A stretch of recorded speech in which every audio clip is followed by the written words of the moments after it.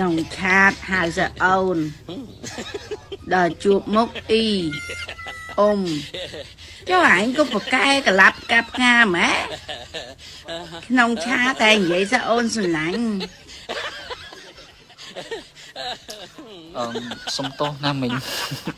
ដោយសារតែពេលឃើញមិញនៅក្នុង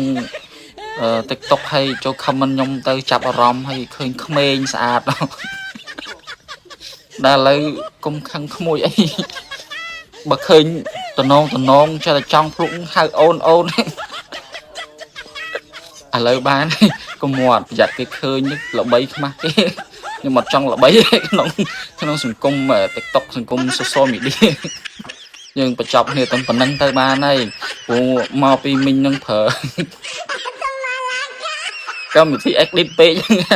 ទៅធ្វើឲ្យក្មួយនឹងវិញហៅអូន